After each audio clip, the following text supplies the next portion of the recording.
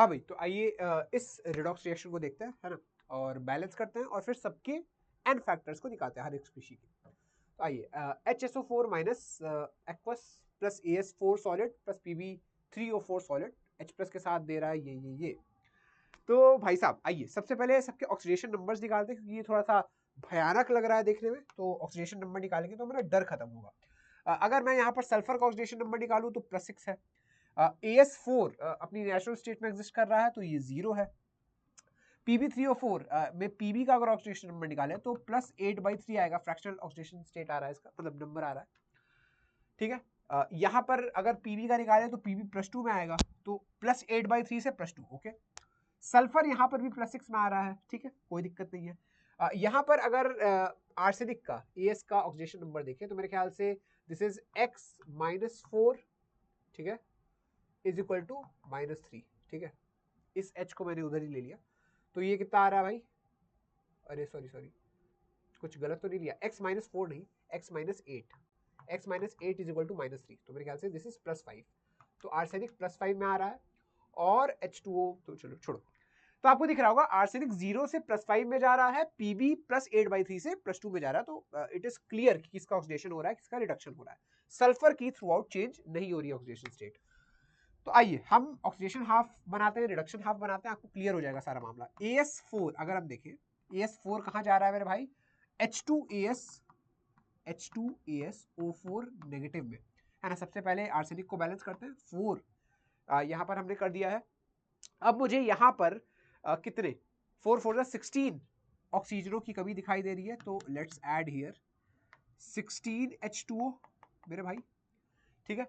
16 H2O add कर दिया। अब हाइड्रोजन्स की कमी कितनी दिखाई दे रही है उधर, वो देखते हैं। यहाँ पर 8 हाइड्रोजन पहले से हैं, 32 हाइड्रोजन्स यहाँ पर हैं, तो मेरे ख्याल से यहाँ पर 24 H+ की कमी है। 24 H+ मैंने ऐड कर दिया है।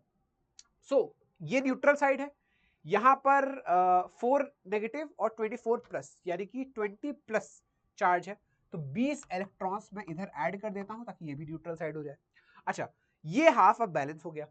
दूसरे हाफ पे आते हैं, PB3O4, है ना।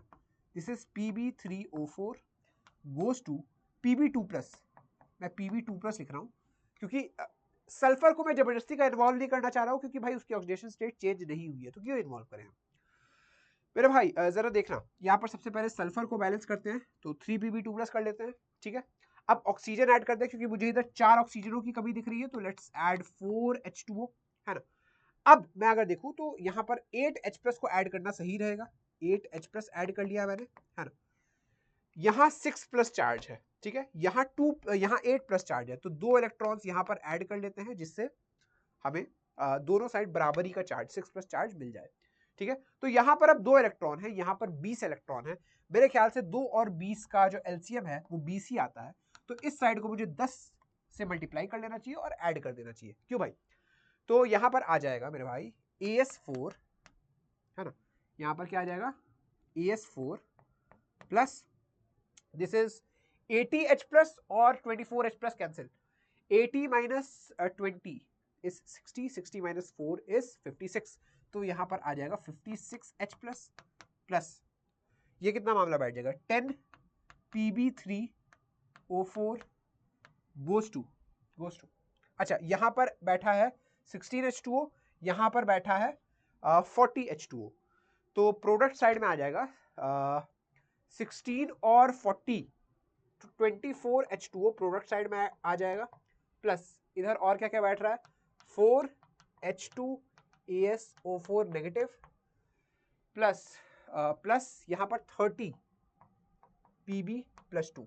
पर अब ये ओरिजिनल फॉर्म में नहीं है, अभी ओरिजिनल फॉर्म में नहीं है मेरे भाई, क्योंकि ओरिजिनल फॉर्म में यहाँ पर HSO4 माइनस था, यहाँ पर लेड सल्फेट था। तो देखो, अगर एक PB2+ के लिए एक सल्फेट आयन चाहिए, तो मैं 30 PB2+ के लिए 30 सल्फेट आयन दोनों साइड ऐड कर देता हूं मेरे भाई। 30 सल्फेट आयंस दोनों साइड ऐड कर दिए गए हैं, ठीक है।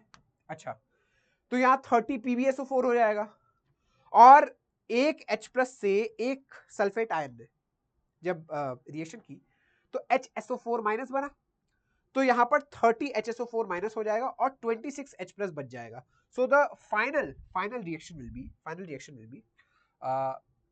कितना, यहाँ पर 30 HSO4 नेगेटिव प्लस यहाँ पर बना है AS4 प्लस मेरे भाई 10 PB3O4 प्लस 26 बचा ना, 26H प्लस बचा, 26H प्लस गोज टू कितना लेड सल्फेट बन रहा है, 30 lead sulphate plus 4 H2ASO4 negative plus 24H2O।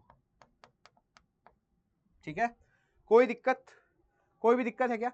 This is my balanced chemical equation. अब ये मामला सेट हो चुका है, तो देखते हैं कितने इलेक्ट्रॉन्स का ट्रांसफर हुआ था हमारी रिएक्शन के दौरान। तो इलेक्ट्रॉन्स का ट्रांसफर हुआ था मेरे भाई 20 इलेक्ट्रॉन का ट्रांसफर हुआ था। सो एन फैक्टर निकालने के लिए है ना, हर स्पीशी की अगर हमें एन फैक्टर निकालनी हो तो कैसे निकालेंगे? बहुत आसान तरीका है, number of electrons transfer divide by stoichiometric coefficient of the जो भी स्पीशी हम देख रहे हैं। तो अगर मुझे इसका एन फैक्टर निकालना हो मेरे भाई, अलग कलर चूज कर लेते हैं, कलर ही अलग कर लेते हैं, आ जाओ। अगर मुझे इसका एन फैक्टर निकालना हुआ तो मैं क्या करूंगा, नंबर ऑफ इलेक्ट्रॉन्स कितने हैं 20, तो 20 डिवाइड बाई 30 कर लेते हैं, स्टोइकोमेट्रिक कोएफिशिएंट इसका 30 है।